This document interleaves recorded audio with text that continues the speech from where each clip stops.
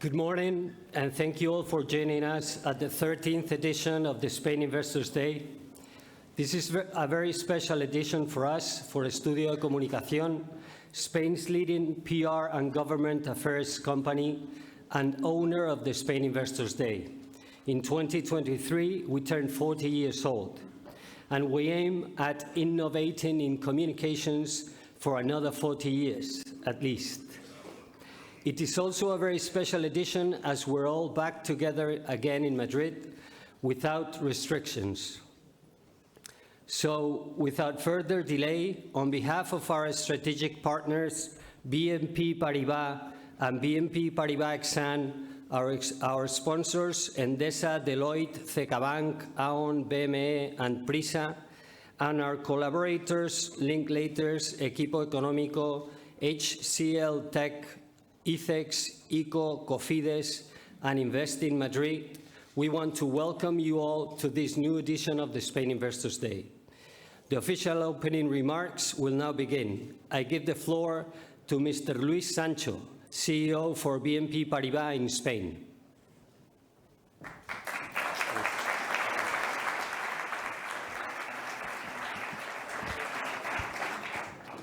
Buenos días. Autoridades, empresas, participantes, inversores, amigos. Today, we open the 13th edition of the Spain Investors Day. This is the most prominent Spanish equities conference that gathers worldwide investors with leading Spanish corporates and institutions every January since we started in 2010. Under the leadership of our friends Benito Berceruelo, Lalo, Ramiro Mato, I think he's here, our predecessor. This edition seems particularly relevant. 2022 has been a convoluted year, shocked by war, energy and commodities crisis, inflation, steep tightening of the monetary policy, and their subsequent impacts on the financial markets. Facing uncertainty, listed entities will profit from spending time with investors and sharing and discussing their plans, their perspectives for the year. Literally hundreds of one-on-one meetings between investors and corporates will happen in this two-day conference, combined with roundtables, lectures, and encounters with authorities. The economic outlook, though, seems now brighter than forecasted only a few weeks ago. A recession may occur in Europe and in the US, but we expect it to be mild and short. 3 quarters of moderate GDP contraction in the Eurozone, 2 in the US, flat GDP for the year. And we believe this is already priced in both in equity and debt markets. Central banks are reining in inflation, which may have peaked already in certain or in many countries. We expect to reach 3% in both the Eurozone and the US in the 4th quarter of this year. For Spain, the prospects are even better. The Spanish inflation at 5.8 is among the lowest in the Eurozone and is expected to be halved to 2.8% by year-end. Spanish GDP grew a good 4.3% last year and will reach an above-average 1% and 3% next 2 years, according to market consensus. Reasonable employment figures, supportive consumption levels, an external surplus of 2 and 3.5% in the next 2 years, and a privileged supply of gas will complete a solid backdrop for the Spanish corporate and financial sectors. With all that in mind, and if, as we expect, central banks' rhetoric changes at the end of Q1 or during Q2, we may be at the doors of a good year for equities. Even IPOs may reappear. First, for certain themes related to energy transition, hydrogen, mobility, supported by the extremely liquid balance sheet of institutional investors that hold today around 6% of the total assets in cash, which is a level not seen in the last 20 years. If, expectedly, the economy and the markets perform well in the coming 24 months, this should be beneficial for the society at large. Lower inflation, stabilized cost of credit, capital availability, increased investment and economic growth are the foundations for prosperity, job creation, and social well-being, if properly administered and channeled to the general population. For that, we regularly look at the government, which, with the general interest in mind, must provide a predictable, stable, and fair legal framework, foster free market, and remove obstacles for investment and economic activity. But it is not only the government that matters. The financial system has also a key role to play. It is the banking sector the one that channels the capital flows from investors to the real economy, that transform short-term liquidities into long-term investments, that ensures that the financial resources flow according to needs to large corporates, SMEs, and families. As the Nobel Prize Schiller once wrote, the financial system exists to support others' goals, those of the society. The financial system, thus, has a strong social value, and for this reason requires adequate supervision, regulation, and fair taxation, if only to help it to accomplish its social mission. Yes, BNP Paribas, the largest Eurozone bank by assets and market cap, the #1 equity house and leading European investment bank, is also mindful of its social responsibility. Let me give you just some 2021 figures to illustrate that. 7 billion invested in social or solidarity projects, 19 billion euros of financing to renewable energies, 22 billion of green bonds issued, 23 billion of sustainability-linked loans, 244 billion, let me repeat it, 244 billion in corporate financing for energy transition. And probably the most staggering figure, 3 million people in Europe coming from underprivileged social segments, retired workers, immigrants, under or unemployed, very low income, already benefit from our solution Nickel that foster financial inclusion by granting access to banking through something as simple as convenience stores in their neighborhoods. This Nickel account is now being rolled out in Spain to provide simple banking services to many underserved social groups or areas including, hopefully soon, the España vaciada. As you can see, at BNP Paribas, we are extremely proud of our contribution to the society. This provides direction and purpose to our daily endeavors. Let me conclude. BNP Paribas, the leading European socially responsible bank, is honored to host for the 13th year in a row the most important equities conference in Spain, with attendance of an unmatched number of corporates and financial leaders and a long list of leading institutional investors. We really believe this is the best showroom for a vibrant and successful Spanish business community. We wish you all a very productive and fruitful edition of the Spain Investors Day. Thank you.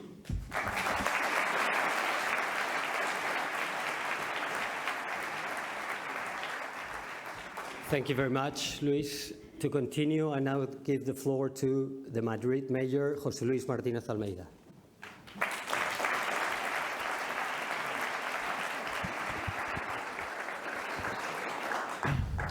Ministra de Industria, Comercio y Turismo, querida Reyes Maroto, presidente del Spain Investors Day, Benito, CEO de BNP Paribas, querido Luis, presidente de Estudio de Comunicación, Lalo Azcona, miembros del Consejo Rector de Spain Investors Day, señoras y señores. Good morning. It's a pleasure for me to participate once again in this great event that gathers our business sector with the aim of attracting investment in Spain and to Madrid. This city has experienced very hard times these past few years. The health and economic crisis tested the people of Madrid and threatened a model of society that was taken for granted. But far from losing faith, this city, with its citizens and companies, has managed to overcome the situation. Together, we have built a more prosperous and ambitious Madrid and have launched the city as a center of attraction of new investments. Now we have a better position and strengthens Madrid to face the future and its challenges. Yes, this city has become its best version and leading the initiative and showing the world what we Madrileños are capable of in an environment of freedom. That's the aim of our policies. Let Madrid be what it wants to be. Promoting talent and investment without ideological impositions, guaranteeing legal certainty and quality public services. Thanks to this, today we are the economic driver of Spain, a benchmark in economy and investment. The region's GDP has grown 4.7 in 2022, 1 point higher than the national average. We are consolidating our position as leaders in the reduction of unemployment and in social security enrollment, with a fall in the employment rate of 18%. We are home to the top companies established in our country, and nearly 1 in 4 companies created in Spain last year was registered in this region. And we also lead foreign investment by attracting 70% of the national total. But nobody has given us anything for free. These good figures at such a complex time are the result of our city project, which places people at the center of our policies. We want the best Madrid for everyone. That's why, in recent years, we have become a city that is more efficient. Our tax cut policy has saved Madrid residents more than 450 million euros. More human, 1 billion for social spending, highlighting projects like the family car or the children's grant, more cohesive, thanks to the increase of territorial rebalancing funds by 40% in 3 years, safer by promoting a greater investment in resources, improvement of infrastructures, and increase in the number of personnel. More digitalized, with a strategy for a digital transformation of the city, endowed with 1 billion. More attractive for quality tourism and business. The capital received the world's leading meeting and conference destination 2022 award for 4 years in a row. Cleaner, by launching a huge investment of 4.3 billion in new contracts for cleaning public spaces and green areas, recycling and waste collection. A more attractive, green and sustainable, with the Madrid 360 strategy, which has proved to be a model of success in the fight against pollution. For the first time, we have complied with the European Union Air Quality Directive, a complex milestone for the second most populated capital in the European Union, with more than 12.5 million daily trips. All this has been achieved without increasing the debt by a single euro. But we are not satisfied. We want more, and we have great transformational projects. For strengthen our position as a world pole of financial and investment attraction, financial district in the north of the city. We are ready to become the European Union's financial center. Promote an urban planning model based on sustainability, not on bricks and mortar. Madrid Nuevo Norte is an example of this. Largest urban development operation in Europe, ambitious example of public-private collaboration that will be key to recovering the best future for the people of Madrid. The enthusiasm of unstoppable Madrid allows me to list the following milestones and projects. Unblocking of urban developments in the southeast of the city. We have become the largest public housing developer in Spain, with just 4,000 homes for social rental. And we are driving a real urban transformation, with projects in the 21 districts that have improved the overall image of the city, with emblematic projects such as the pedestrianization of Puerta del Sol or Plaza de España. Overall, Madrid is an international city with a welcoming vocation, a historic city with world-famous museums, the best hospitals and business schools in the world, a great heritage, international sporting events, an exquisite gastronomic offer, cutting-edge hotel capacity, and excellent air connectivity. This year, we have shown the world that the unstoppable growth of Madrid is real, and large investors have acquired the spirit of freedom and growth that the capital breathes. We know that this brilliant present is only the beginning of a better future, which we will consolidate in the coming years, trusting in the talent of the people of Madrid and working to guarantee that this city continues to exceed expectations. What is needed for a solid growth is public and private collaboration, European funds and structural reforms. These points are essential to boost Madrid's growth and to attract investment and talent. Let me end wishing you a productive and fruitful edition of Spain's Investors' Day. Thank you.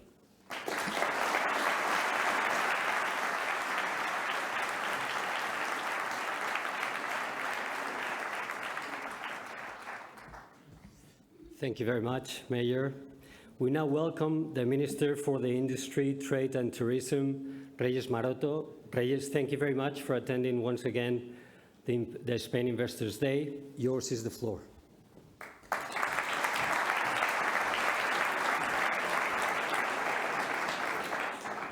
Mayor of Madrid, querido José Luis, authorities, business representatives, a very good morning to you all. I continue in Spanish. Quiero en primer lugar agradecer a la organización del Spain Investors Day, a su presidente, querido Benito, a Luis Sancho, CEO de BNP Paribas España, por la oportunidad que me brindáis un año más para estar con todos ustedes. A lo largo de estas 13 ediciones hemos podido comprobar cómo el Spain Investors Day se ha convertido en una cita anual imprescindible en la agenda de negocios para cada vez un mayor número de inversores que quieren invertir en España. Y lo primero que me gustaría trasladar es que España ofrece a los inversores confianza, seguridad y certidumbre, ya que cuenta con un crecimiento robusto de su actividad económica, un buen desempeño en el comercio exterior y la inversión, la progresiva recuperación del turismo, una buena evolución de las cuentas públicas y, sobre todo, un mercado de trabajo muy dinámico. Quizá es el mercado laboral el mejor termómetro para medir esta recuperación. En el año 2022 hemos cerrado con una afiliación que supera los 20,3 millones de afiliados, 815.000 más que el nivel que teníamos en prepandemia. Además, tras un año completo de la aplicación de la reforma laboral, sus efectos positivos sobre la estabilidad en el empleo evidencian el fuerte impulso de la contratación indefinida, con 2,3 millones de afiliados más que a finales del año 2021. Hemos conseguido mantener un ritmo sostenido de creación de empleo a pesar del contexto complejo y de incertidumbre generado por la guerra en Ucrania, lo que demuestra la eficacia de las medidas que hemos adoptado para proteger a las familias y a las empresas, pero también el importante impulso inversor que hemos realizado durante el año 2022. Las cifras de comercio exterior son también muy positivas. Las exportaciones españolas en los últimos 10 meses han aumentado un 23,6%, superando los 319.000 millones de euros, lo que supone un nuevo máximo histórico. Y es que la resistencia de nuestro sector exterior tiene su base en las altas cotas de competitividad internacional alcanzadas por nuestras empresas españolas en los últimos años, también la excelente inserción en las cadenas globales de valor y la diversificación de los mercados de destino. En los últimos años, España ha transformado su modelo de crecimiento hacia una economía más abierta, internacionalizada y competitiva. Nuestro país se ha convertido en una plataforma internacional de negocios. España ha demostrado ser un destino muy atractivo para los inversores internacionales. De hecho, de enero a septiembre del año 22, los flujos de inversión extranjera productiva a España alcanzaron los 22.457 millones de euros, lo que supone un crecimiento del 55% respecto al mismo periodo del año anterior. Finalmente, el sector turístico también ha tenido una intensa recuperación en el año 2022. Según nuestras previsiones, los turistas internacionales que visitaron España el año pasado superarán los 71 millones de turistas, con un gasto acumulado que superará los 87.100 millones de euros, recuperando así un 95% de los niveles prepandemia. Estos buenos indicadores son, en definitiva, un reflejo de la eficacia de nuestra respuesta a la crisis generada por la guerra de Ucrania, que ha permitido una recuperación de nuestra economía sostenida en el tiempo, fuerte y justa. Para el año 2023, las previsiones son que la economía española seguirá creciendo, aunque de forma más moderada, pero todavía por encima de la media de la zona euro y de sus principales socios. El Gobierno de España tiene el firme compromiso de destinar todos los recursos necesarios para proteger a nuestras empresas y familias que están padeciendo las consecuencias del conflicto bélico. Por poner solo un ejemplo, en el último paquete de ayudas que aprobamos a finales de año, incluimos una serie de actuaciones destinadas a proteger a la industria, especialmente a la industria gas intensiva, con ayudas cercanas a los 1.000 millones de euros. También para minimizar los impactos que está teniendo la guerra en los mercados energéticos, hemos aprobado distintas bajadas de impuestos selectivas, como el impuesto especial para la electricidad, la suspensión temporal del impuesto para el valor de la producción o el mecanismo ibérico, que está teniendo sin duda una eficacia importante no solo en la contención de los precios energéticos, sino también en la contención de la inflación. En definitiva, medidas que suponen un amortiguador de la escalada de precios en los mercados mayoristas. El Gobierno está dando con estas medidas una respuesta eficaz a los retos y urgencias más acuciantes para España en un contexto tan adverso, pero al mismo tiempo sin perder de vista que nos enfrentamos también a retos de gran calado en el medio y largo plazo, como el cambio climático o la revolución digital. Y para afrontar estos cambios de más largo alcance, como sabéis, el Gobierno está desplegando también una ambiciosa hoja de ruta para modernizar nuestro modelo productivo. El principal instrumento con el que estamos modernizando nuestro modelo productivo es el Plan de Recuperación, Transformación y Resiliencia, que ha sido posible financiar a través del Next Generation EU. Como todos ustedes saben, este plan incorpora una importante agenda de inversiones y reformas estructurales que se retroalimentan en torno a 4 objetivos: avanzar hacia una España más verde, más digital, más cohesionada desde el punto social y territorial y más igualitaria. Las empresas son las mayores receptoras de estos fondos europeos. Los principales instrumentos a través de los cuales estos fondos están llegando a las empresas son los PERTE, los proyectos estratégicos para la recuperación y transformación económica, que, como ustedes saben, son instrumentos de colaboración público-privada en los que interaccionan las distintas administraciones, las empresas y los centros de investigación. Su objetivo es impulsar grandes iniciativas que contribuyan claramente a la transformación, a la modernización de nuestro modelo económico. Ya hemos aprobado 12 proyectos estratégicos, dedicado cada uno de ellos a áreas clave para el futuro de nuestra economía. Áreas como el desarrollo del vehículo eléctrico y conectado, la descarbonización industrial, las energías renovables, el hidrógeno verde o el almacenamiento, salud de vanguardia. También el impulso del sector agroalimentario, la nueva economía de la lengua, el modelo de economía circular, la apuesta por una modernización de nuestra industria naval, aeroespacial, la digitalización del ciclo del agua, el reto que tenemos también para desarrollar una industria en torno a los microchips y semiconductores o la economía social y de los cuidados. El Ministerio de Industria, Comercio y Turismo ha autorizado ya más de 4.200 millones de euros de inversión en el marco de los fondos europeos. Suponen el 86% del total de fondos europeos que tiene asignado el Ministerio para el periodo 2021-2022. A través de estos proyectos estratégicos hemos podido, por ejemplo, financiar inversiones importantes en el ámbito del desarrollo del vehículo eléctrico y conectado, aprobando una inversión pública cercana a los 800 millones de euros que movilizará inversiones por valor de más de 2.250 millones, convirtiéndose este PERTE en el principal programa de inversión en la industria automovilística de nuestro país de la historia. Uno de los proyectos más importantes, como saben, es la gigafactoría que el grupo Volkswagen está ya desarrollando en Sagunto y que sienta las bases del desarrollo de una nueva cadena de valor industrial en España. Está prevista una nueva convocatoria para el 2023 y aprovecho y animo a todos los inversores y empresas interesadas en que nos presenten sus proyectos. En estos momentos tenemos también abiertas 2 convocatorias para presentar proyectos industriales en el marco del PERTE naval con una inversión pública de 310 millones de euros y del PERTE agroalimentario con una inversión de 510 millones con el objetivo de fortalecer, de modernizar nuestra industria naval y agroalimentaria, mejorar sus procesos de producción y, en definitiva, incrementar la competitividad de nuestra industria. También, recientemente, aprobamos justo a finales de año el PERTE de descarbonización industrial.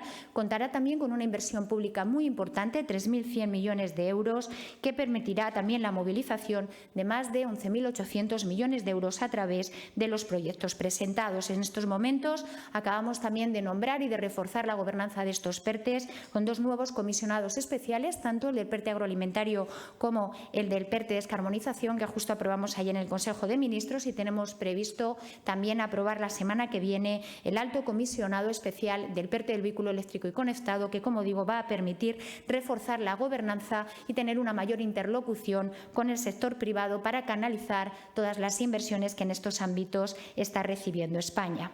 En definitiva, la gran movilización de recursos que estamos desplegando a través de los PERTEs está situando a España como un hub inversor a nivel mundial. Me gustaría destacar en este marco, además de la gigafactoría de Grupos Van Sagunto, a la que antes me he referido, otros anuncios de inversiones tan importantes como los 10.000 millones de euros de la naviera Maersk para crear en España uno de los principales centros de producción mundial de metanol verde, o Cisco System, que, como saben, ha anunciado la construcción del primer centro de diseño de chip europeo en Barcelona. Pero el Gobierno no solo está intentando modernizar el modelo productivo a través de la promoción de estas nuevas inversiones, también estamos en esa agenda ambiciosa del Plan de Recuperación desplegando un ambicioso programa de reformas estructurales en el ámbito de la mejora del clima de negocios o del buen funcionamiento de los mercados. Me gustaría destacar 2 reformas estructurales que acaban de entrar en vigor, como es la Ley de Creación y Crecimiento Empresarial, que facilita el crecimiento, la expansión de las empresas, especialmente de las pymes, de las pequeñas y medianas empresas, muy relacionada con este objetivo de facilitar la creación y el crecimiento empresarial. Está la reciente aprobada Ley de Fomento del Ecosistema de Empresas Emergentes, conocida como Ley de Startup. El objetivo de esta ley es establecer un marco normativo específico para apoyar la creación y el crecimiento de empresas emergentes, de startups, una norma que orienta de manera específica el desarrollo de un ecosistema emprendedor innovador en España. Todas estas reformas e inversiones persiguen, en definitiva, reforzar a España como un lugar atractivo y adecuado a las expectativas de los inversores, en definitiva, un lugar atractivo para invertir. España tiene una posición geoestratégica privilegiada, representa sin duda un hub para los inversores que apuestan no solo por Europa, también por América Latina y África. Contamos, como saben, con estrechos lazos históricos, políticos, económicos y culturales con los países del área mediterránea, el norte de África y Oriente Medio, pero sobre todo con América Latina, donde España tiene un notable liderazgo internacional. De hecho, España es el segundo mayor inversor en América Latina tras Estados Unidos. Y antes de finalizar, me gustaría referirme a uno de los hitos más importantes de este año 2023, la presidencia española del Consejo de la Unión Europea, que, como saben, iniciaremos en julio de este año. Es una responsabilidad, pero también una oportunidad para relanzar los principales objetivos europeos y dar respuesta a también los importantes retos actuales. Desde la presidencia del Consejo impulsaremos, entre otras cosas, una agenda reforzada de acuerdos comerciales ambiciosa para reforzar las alianzas estratégicas con nuestros socios que generen nuevas oportunidades de comercio y de inversión para todos los operadores de la Unión Europea. Esperamos que estas oportunidades beneficien a las empresas que están instaladas en España y también que anime a la inversión en el marco de este importante evento. Quiero terminar, como lo hago todos los años, Benito, con un mensaje de esperanza. Vivimos momentos de incertidumbre por las consecuencias de la guerra, también un momento extraordinario para impulsar la reindustrialización de nuestro país, que nos permite reforzar nuestra autonomía industrial, ser más resilientes frente a futuras crisis, pero también más sostenibles, digitales e inclusivos, 3 palancas que sin duda mejoran nuestra competitividad. Es un reto ilusionante que debemos abordar con determinación, pero sobre todo reforzando la colaboración público-privada para hacer de España el mejor lugar del mundo para invertir. Muchísimas gracias.